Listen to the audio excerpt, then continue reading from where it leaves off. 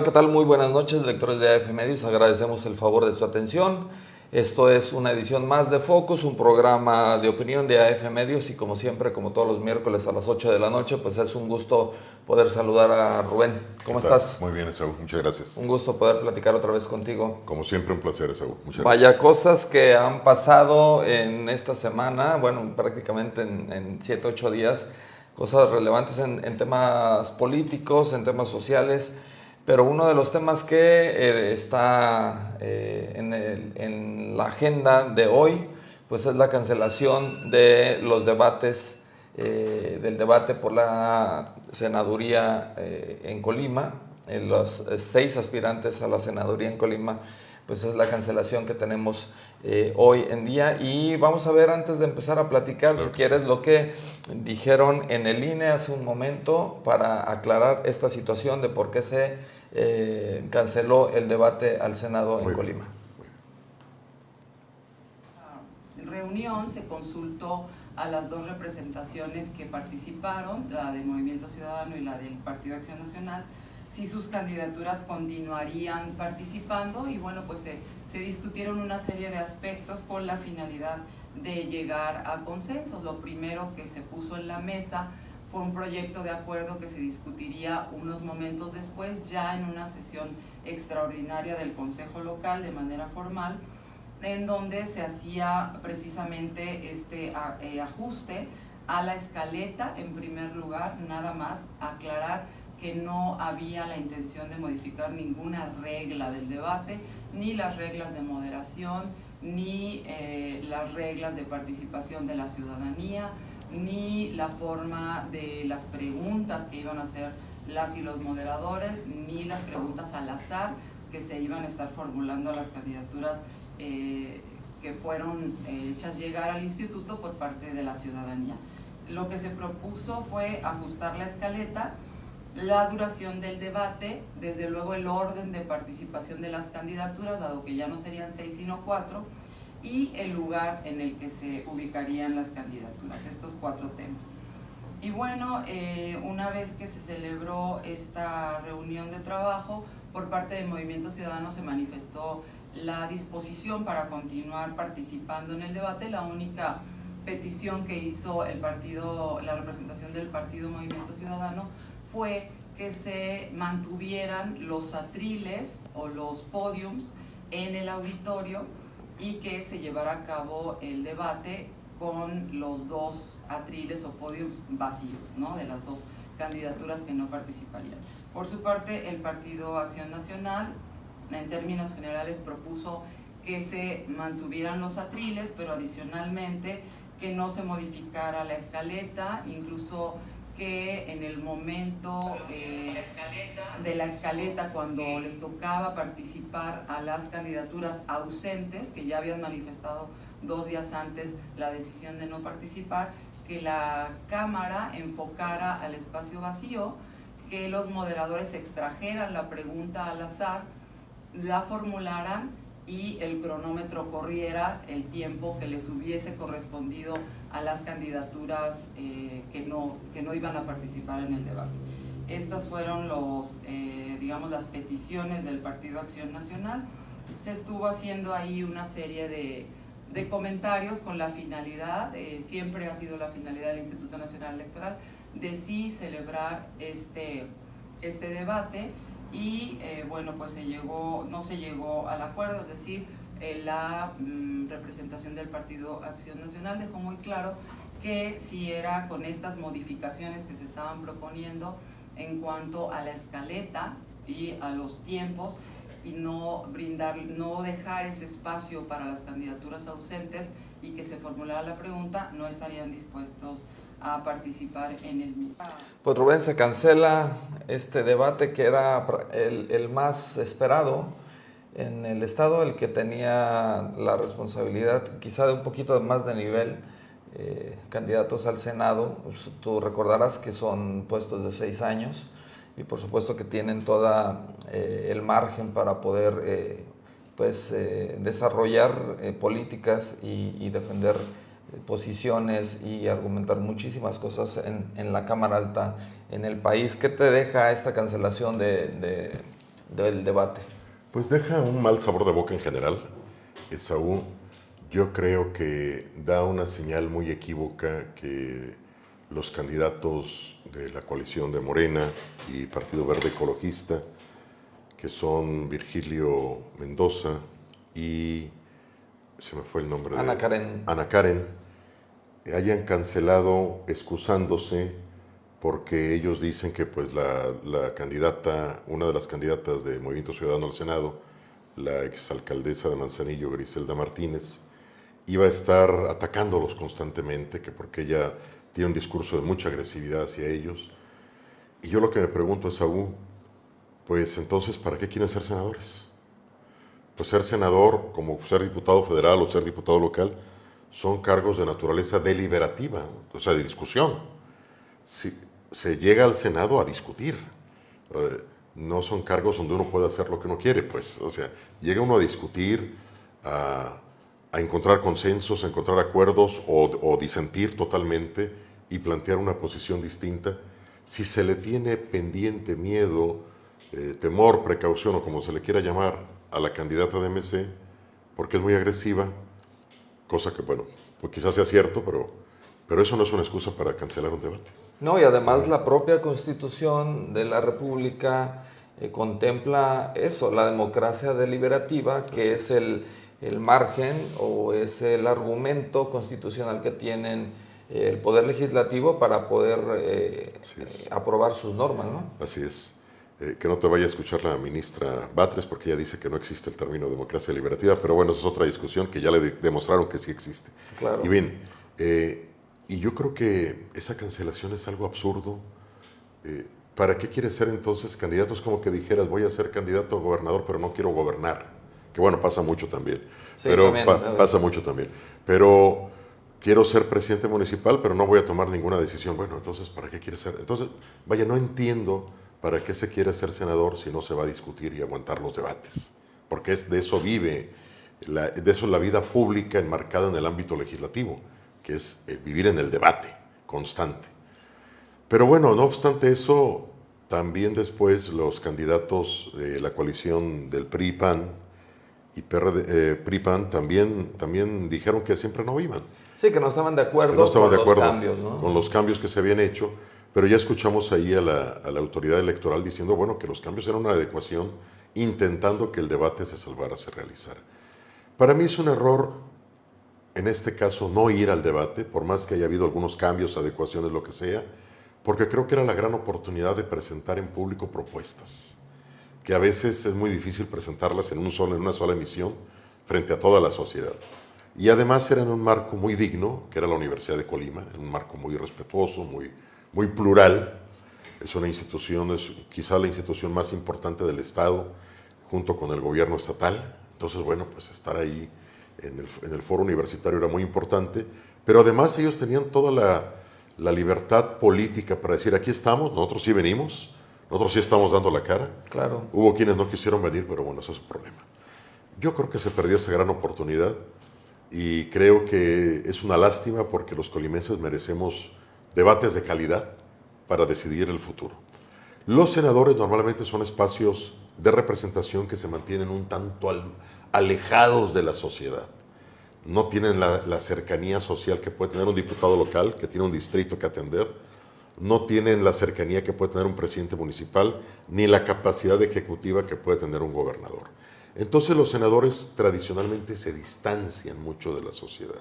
A veces no sabe uno ni quiénes son. Bueno, yo no conocía a la que era ahorita senadora aquí por Colima, pero los debates son la oportunidad de acercarse un poco con la sociedad y tener un diálogo tangible con ella.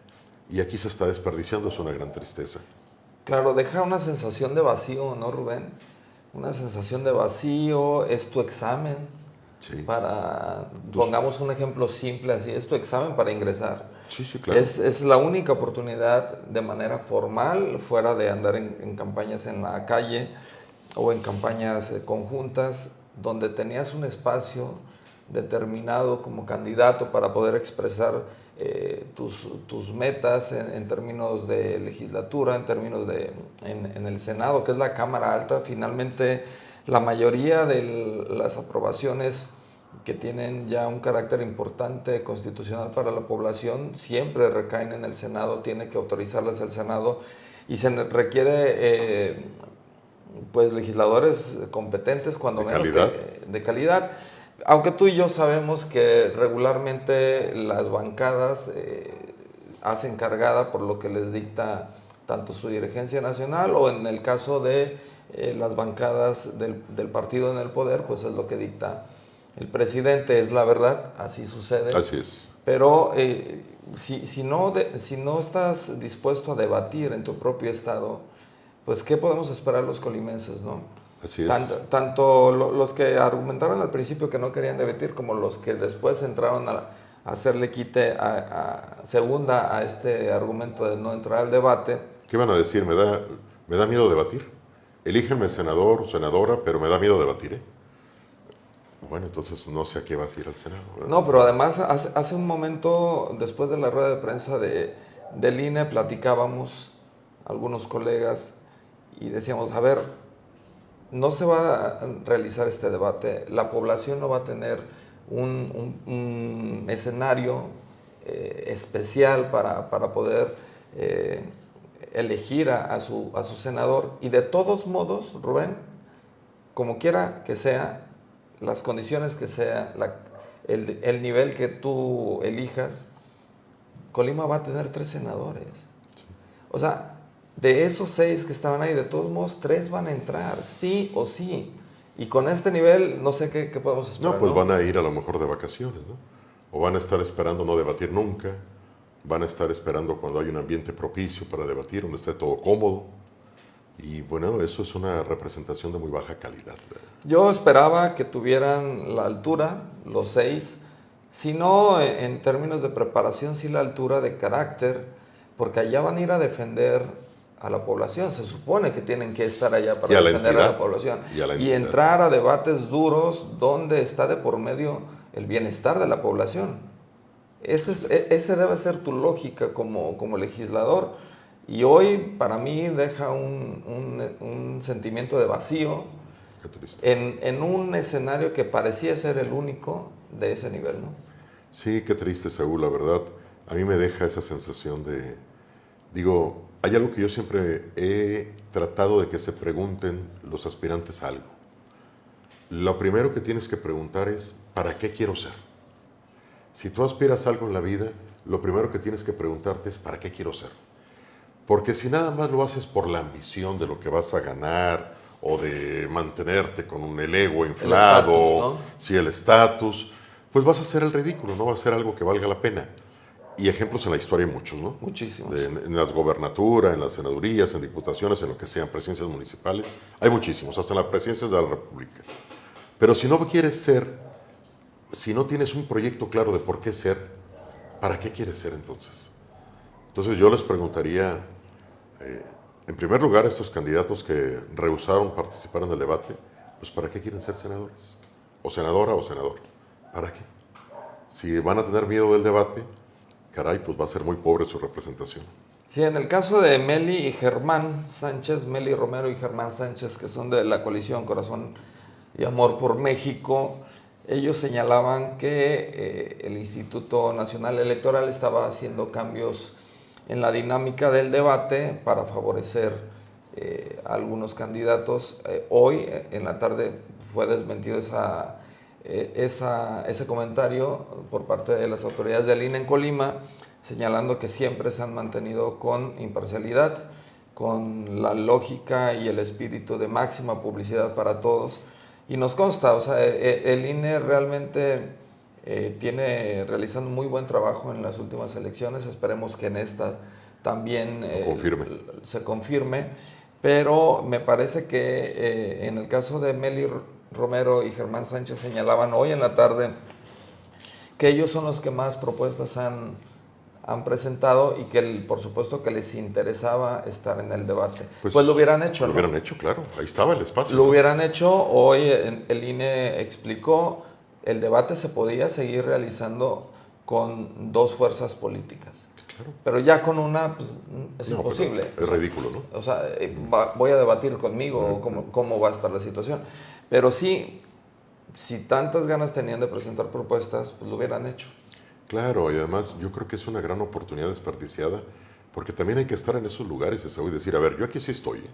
Aquí estoy dando la cara, yo no tuve miedo, aquí estoy, y estas son mis propuestas. Este es el momento, Rubén, Claro. de elevar el nivel. Este es el momento de dar la cara. Este es el momento de presentarse ante la población, de decir, este soy yo, esto quiero hacer, para eso quiero que me elijas, ¿no? Sí.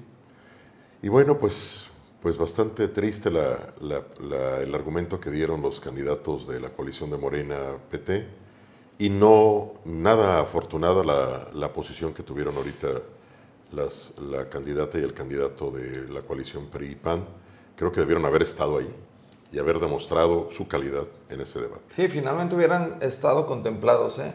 Una de las posibilidades era dejar los atriles o los espacios de los otros candidatos que no quisieron ir y que se desarrollara el debate y se vieran sus espacios vacíos. Era una de las posibilidades. Yo creo que sí pierden una gran oportunidad los 6, ¿eh? Sí, como los 6. Bastante. Los 6, y de todos modos, sea como sea, la mitad va a quedar. Sí, vamos a tener una representación ahí, espero que sea de la mejor calidad posible, y pues espero que los que lleguen al Senado pues le echen muchas ganas al debate, porque allá el debate no les va a decir que no. Claro, van a ser exhibidos a nivel nacional. Oye, Rubén, el caso de la candidatura a la alcaldía de Colima. Vaya tema, ¿no? Ese es algo terrible hasta para explicarlo. ¿Lo esperabas en esta elección? ¿Esperabas algo así? Así, una cosa tan extrambótica no, tan estrafalaria no. O sea, yo creo que esto rebasa mi capacidad de asombro, Esaú, de veras. Y vaya que tengo una capacidad de asombro bastante a lo largo de tantos años en esto. Claro. Tengo una capacidad de asombro bastante amplia, dilatada, pero esto fue, de veras que si me lo hubieran platicado alguien no lo hubiera creído. O sea, tenía que verlo por mí mismo. Yo todavía hice por ahí un apunte en mis redes sociales diciendo que esto que rebasaba mi capacidad de comprensión, pero así fue. Yo creo que explicarlo es difícil, Saúl. Claro. Tú lo puedes explicar, digo, coherentemente. Esto es extraño, ¿no? Güey, hay que intentarlo, ¿no? Sí, claro. Hay que intentarlo, pero digamos que intentémoslo a la limón, tú y yo. Primero, bueno, pues lo que ya sabemos, Viridiana Valencia, o Viri, que siempre se persistió en el intento de ser candidata a la presidencia municipal, por fin no lo logra, hasta un cierto punto. Entonces, al parecer, su partido, Morena, dice, bueno, esto ya no funciona. No da. Vamos a invitar a alguien que supla, que ya lo platicamos aquí en Focus muchas veces esto, que supla por fin a Viri. No encontraron ninguna mujer. Dentro de Morena. Dentro de Morena nunca prepararon un cuadro alternativo para que estuviera listo para tomar la estafeta. Digo, como corredores de estafeta hubieran sido muy malos, se les hubiera caído la mitad y ahí se hubiera quedado todo. Claro. Y tuvieron que habilitar a la esposa de Locho Leoncio Morán, que es candidato a diputado federal, que es una reciente adquisición de Morena. Él fue panista, después fue dirigente del partido del MC, Movimiento Ciudadano, y ahora es candidato a diputado federal por Morena. Y lo que todos entendimos ahí, bueno, es que se ofreció un enroque y que al 8 se le había ofrecido la presidencia municipal a cambio de dejar libre la candidatura a diputado federal para dársela a Viri, y que Viri tuviera por fin una oportunidad competitiva. Bien, pero no se pudo. Por los bloques de género, Locho no podía ser un hombre, no podía ser un candidato a presidente municipal en la capital porque hubiera movido todas las demás candidaturas en el estado. Entonces, de la noche a la mañana, salieron con que la candidata a la presidencia municipal de Colima por parte de Morena era la esposa del Locho. Eso es lo que yo no bueno, la cara de sorpresa, Rubén, yo estuve ahí en el Consejo Municipal y 10 minutos antes todo el mundo estaba esperando al 8. Claro. Dijeron van a hacer algún acomodo y lo van a lograr meter. Y simpatizantes y también legisladores y miembros de Morena esperaban al 8. Llega el 8 en su vehículo, se baja en una cuadra a distancia del Consejo Municipal porque ya estaba cerrado, tú sabes, mucha gente. Y como siempre el 8 llega con su esposa a sus eventos. La mayoría de los eventos públicos o de campaña siempre llega con su esposa. No parecía nada extraño para los morenistas, para los simpatizantes, Sí, claro, para su los esposa miembros. lo va acompañando, ¿no? Pero todavía no llega, faltaba una cuadra para que llegara y empezaron a llegar mensajes por celular a distintos legisladoras y miembros de Morena. Y nosotros que estábamos ahí, los de la prensa, pues no pudimos evitar ver la cara de sorpresa de muchísimos, ¿no? Entonces empezaron a mencionar, es ella. Y Impresionante. N cantidad de comentarios Impresionante. surgieron en ese momento. Terminaron metiéndose al Consejo Municipal algunas legisladoras, algunos miembros de Morena. Empezaron a platicar rápido entre ellos que no entendían lo que estaba pasando, ¿no? En eso llega Azucena, la acompaña Dulce Huerta y ya inmediatamente los medios empezamos a preguntarle la decisión para tener una candidata mujer, en este caso pues Azucena, y cómo se llegó a esa decisión. Yo le pregunté a la presidenta de Morena, le dije, no había un cuadro todavía preparado de Morena para poder sustituir. Y ella dijo, se concretó a decir, tiene todo el respaldo de la coalición y del partido. Bueno, termina el registro, finalmente se pudo, digámoslo en términos políticos, se pudo planchar el escenario, se pudo salir avante con el protocolo de registro, salir y dar un discurso. Viri dio un discurso, Leoncio Morán dio un discurso, dice yo me hago a un lado y ahora la candidata es ella, la voy a acompañar. Hasta ese momento todos pensaban que el 8 se había hecho a un lado. Había una cierta lógica dentro de lo absurdo. Sí, porque él dijo me hago a un lado, ¿no? Había dentro de lo absurdo, porque es absurdo, pero ya había cierta lógica todavía. Sí, Todavía se podía esperar algo de racionalidad. Me hago a un lado, ella es la candidata y yo voy a acompañar a la coalición en todo este proceso, ¿no? Entonces todos sobreentendimos de manera inmediata, bueno, se baja el 8 de la candidatura, va Viridiana a la candidatura a la Diputación Federal y bueno, de alguna manera dices, bueno, encontraron ya el camino y el acomodo a todo esto que ya era un desorden, ¿no?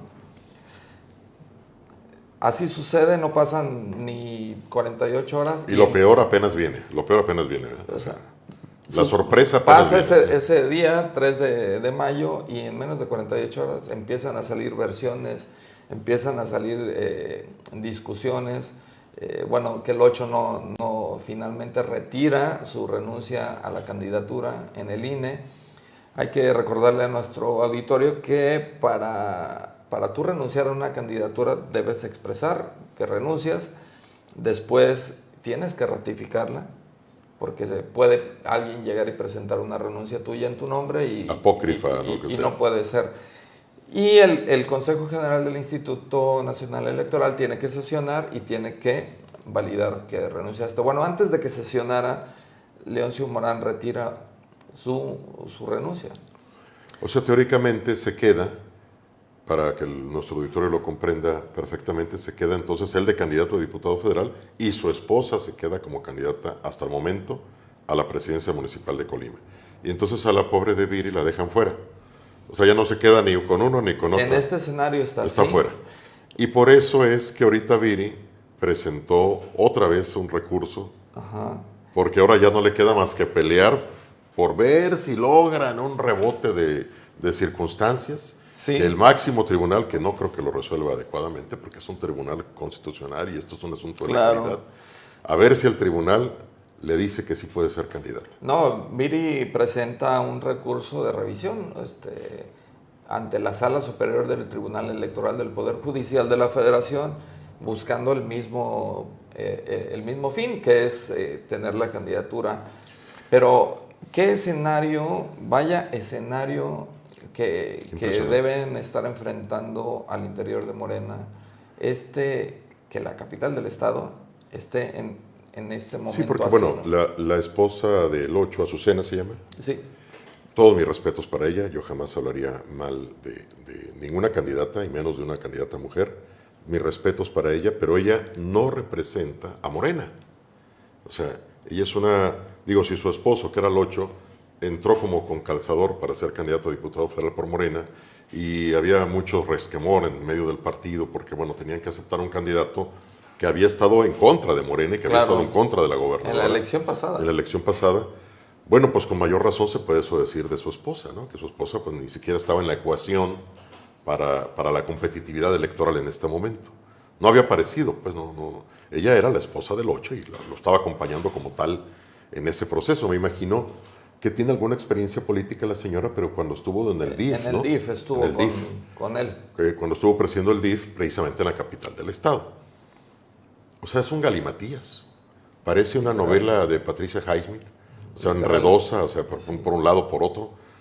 Alguien me dijo, no, parece una película así como de enredos, de comedia, una película de Capulina, ¿no? Que sale uno entre el otro. Se sale de toda lógica, Rubén, ¿no? El partido en el poder, el partido que tiene tanta militancia, o que al menos eso refleja tener tanta militancia, que siempre señalan que tienen cuadros de sobra muy valiosos. ¿Dónde están, no? Y literalmente alguien que es recién llegado, que no es de Morena, que ni siquiera es miembro de Morena, llega y se queda con una diputación federal. Dos candidaturas importantísimas. Claro. La candidatura a diputado federal del primer distrito, que es la mitad del estado. Claro. Y la candidatura... La parte norte del estado. La parte norte del estado, y la candidatura a la presidencia municipal de la capital del estado. O sea, se queda. Una familia se quedó con esas dos candidaturas.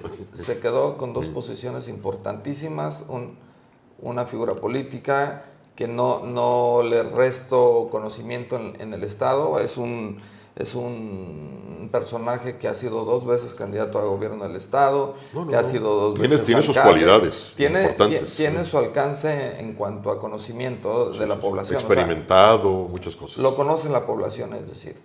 O sea, tiene su público. Y ha pasado la prueba de las urnas. Sí. Y ha pasado bien en muchas ocasiones, en otras le ha ido un poquito mal. Pero a final de cuentas no es hablar mal de los actores. No. Es analizar las circunstancias. No, y me refería a que alguien externo a Morena, en un abrir y cerrar de ojos, se queda con 2 candidaturas importantísimas en el estado. Nomás porque no tiene más familia, si no se queda con todo. ¿Verdad? Con todas las candidaturas. Hace ratito vi un mensaje, nomás que no recuerdo la persona, espero que... Perdón, porque no me va a ir a acusar de plagio este amigo. Ajá. Leí un comentario de él en X, en Twitter, y decía, si vives en el primer distrito electoral de Colima, local, y eres de Morena, eres un simpatizante aguerrido de la Cuarta Transformación, no vas a poder votar por nadie de Morena. Porque el candidato a diputado local, pues es expriista, y es del Verde, ex del Verde Ecologista. Exacto. Nuestro amigo Virgilio. Del primer distrito local. Ok, José Manuel. José Manuel Romero, perdón, hoy amaneció mi Alzheimer más pronunciado que antes. Esa es la diputación local. Para la presidencia municipal de Colima, pues vas a tener que votar en este momento, hasta este momento, como va, por la señora Azucena, esposa del 8. Para la diputación federal, vas a votar por el 8, que tampoco es de Morena. Y para las senadurías vas a votar por 2 personas, porque es un paquete de 2. Claro. Por Virgilio, que es del Verde Ecologista. Y expanista también. Y fue panista primero, y bueno, ya había sido priista hace muchos años. Y por la otra candidata, Ana Karen, que es del Partido del Trabajo. Del Trabajo. No es de Morena. Entonces, si tú eres un simpatizante acérrimo de Morena y vives en el primer distrito local electoral, no vas a poder votar por nadie de Morena. Bueno, por la presidencia de la República sí. Claro. Pero a nivel local no vas a poder votar por nadie de Morena. Y así creo que están varios distritos. Claro, muchísimos distritos. Y eso es una carencia de administración del poder, eso. Sí. No se está administrando bien el poder, no se administraron bien las candidaturas, no se estableció un escenario, un juego de escenarios para poder ganar, para poder competir con posibilidades de triunfo. Y los resultados ahí están, y esto me hace recordar aquella frase vieja de la política mexicana que anoté por ahí también en mi cuenta, que en realidad no hay muchos errores. Muchísimos. Hay uno. Todos los demás son consecuencia del primero. Y esa es una vieja frase de la política claro. mexicana que vale la pena recordar. No, qué embrollo tuvieron. Sí, de veras que... Digo, no, para nosotros como periodistas nos dio demasiada tela de dónde cortar. claro, Todavía nos va a dar mucha tela de dónde cortar. hay que ver qué pasa, ¿no? Pero hay algo que sí es relevante en este tipo de circunstancias, Rubén. Manda a la población una señal de desorden político, manda a la población... Están perdidos algunos, todavía no saben en qué va a pasar, no saben a qué se debe. Hay mucho sector de la población que no está enterada al día de cómo van las circunstancias. Los medios de comunicación tratamos de informarlos y que estén enterados, pero bueno, no todos tienen la posibilidad y el tiempo de estar alimentándose de información todos los días. Pero vaya señal para los simpatizantes del partido en el poder, ¿no? Sí, y esto puede seguir dando todavía más de qué hablar. Digamos que, por ejemplo, la aspirante Viridiana logra que por fin se le admita y se le reconozca como candidata a la presidencia municipal. ¿Eso cuándo ocurrirá? ¿En 10 días? ¿En 15 días? No, la sala... Tendría que suceder ya pronto. Imagínate cuántos días de campaña le van a quedar. Si es en 10 días, le van a quedar pues unos 20 días de campaña. Si es en 15 días, le quedarán 15 días de campaña.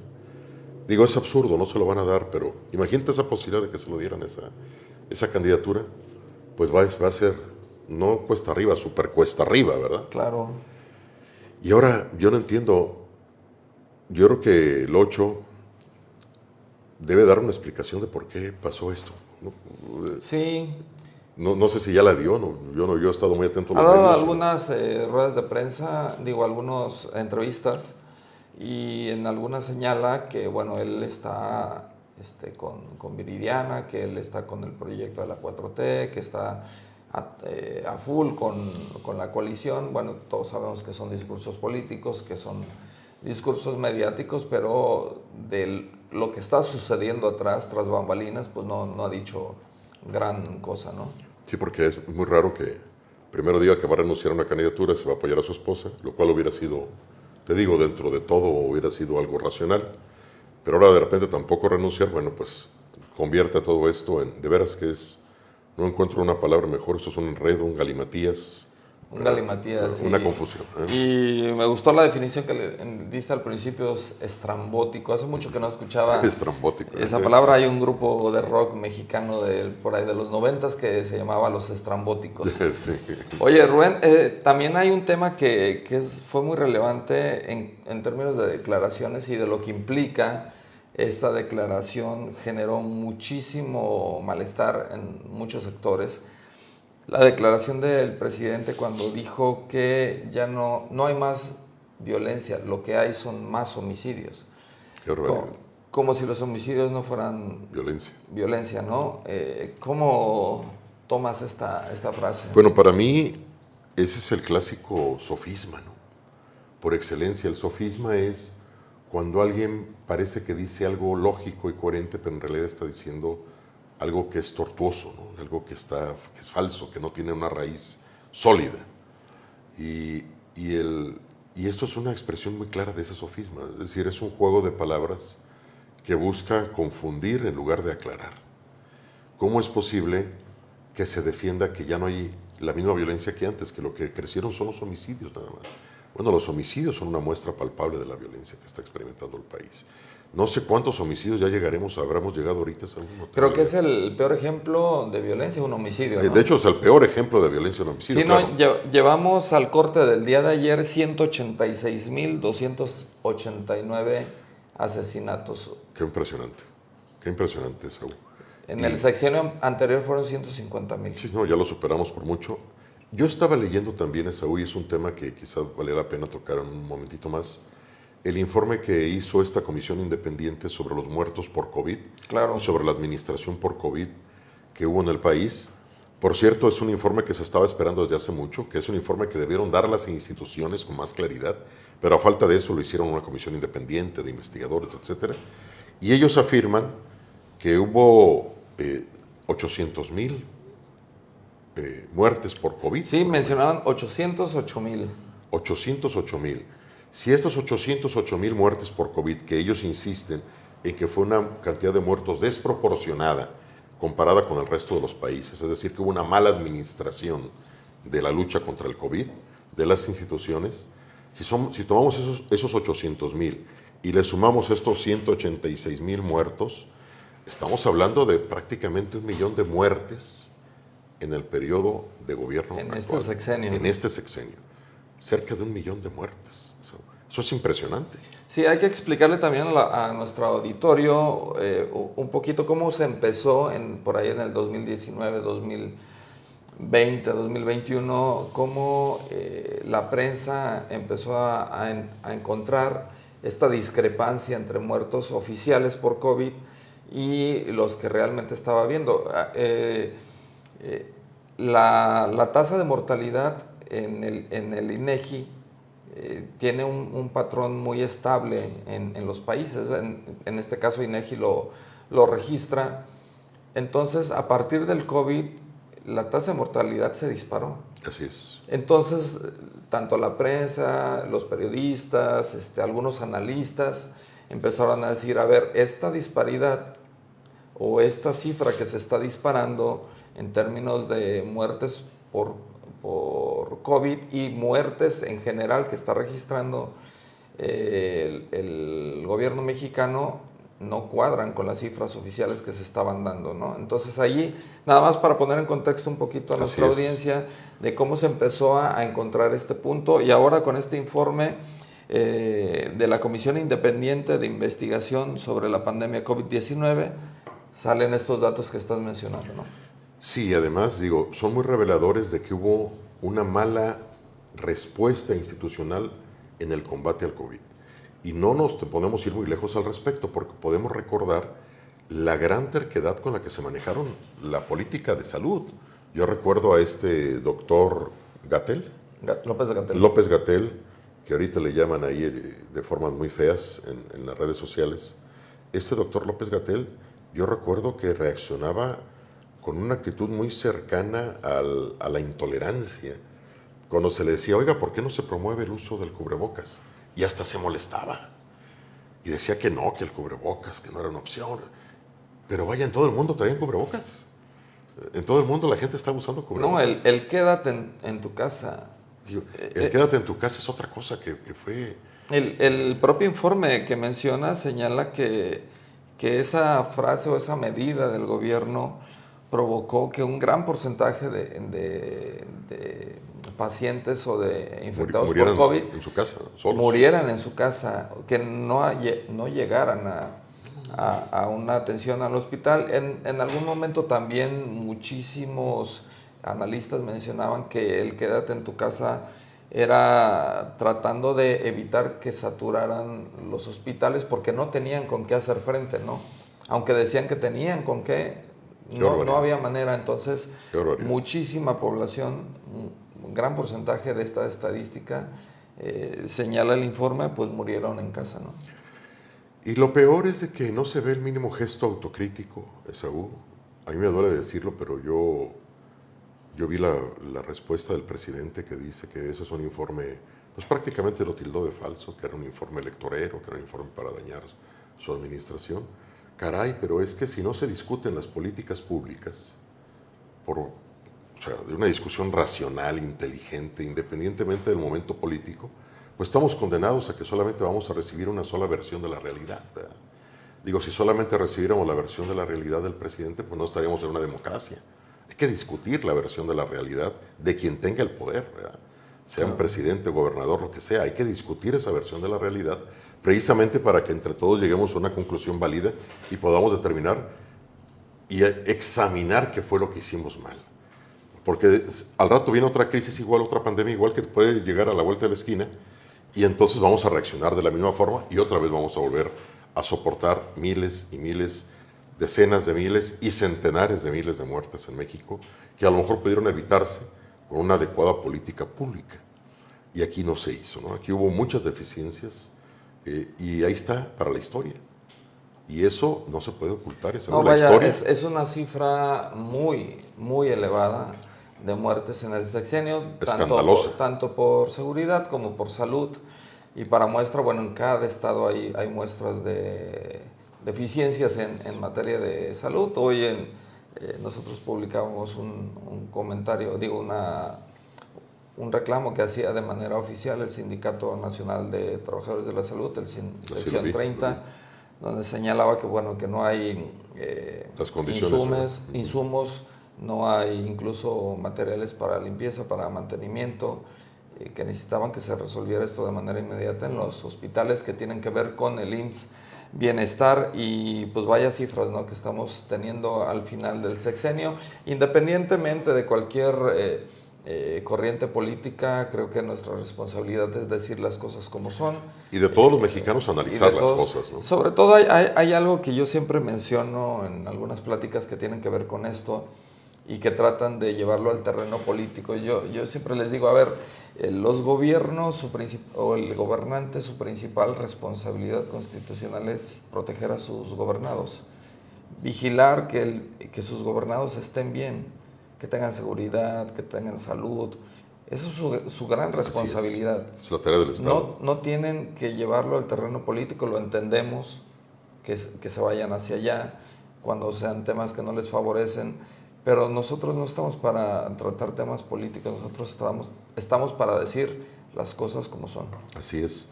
Y bueno, yo creo que es una obligación ciudadana en general. Y además esto es historia, Saúl. Las cifras estas del COVID, pavorosas, son historia. Y así como estas van a seguir apareciendo más cifras históricas. Y todo el gobierno actual, toda la administración actual, tanto federal como estatal como municipal, van a ser juzgados por la historia. Claro. Ahí están las cifras. Todos somos juzgados por la historia. Tarde o temprano la historia. Todos los que hemos pasado por alguna institución, tarde o temprano vamos a ser juzgados por la historia y tenemos que tener la madurez para enfrentar ese juicio histórico, quizás debatirlo, pero con argumentos, con datos, pero no negarlo de forma irreflexiva e irracional. Sí, hay cosas que no se pueden negar en la realidad, que son la seguridad de la población.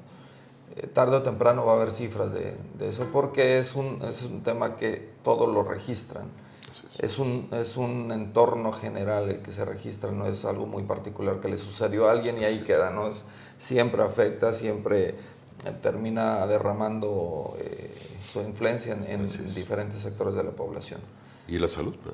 Y la salud tampoco se va a poder negar. Ahí están las cifras y creo que apenas estamos empezando. Sí, esa promesa de ser Dinamarca, vaya, va a ser un lastre también. Cada día está más lejana y pues vendrán otras materias de juicio, así como hemos juzgado a los expresidentes de México por sus aciertos y errores.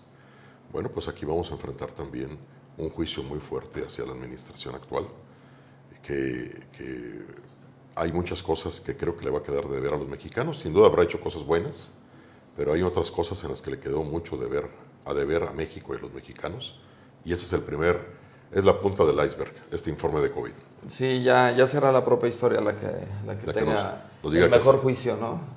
Pues fue un gusto platicar contigo, Rubén, como siempre, como todos los miércoles.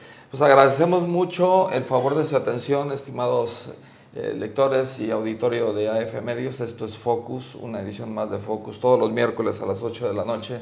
Los esperamos aquí en AF Medios. Muy buenas noches.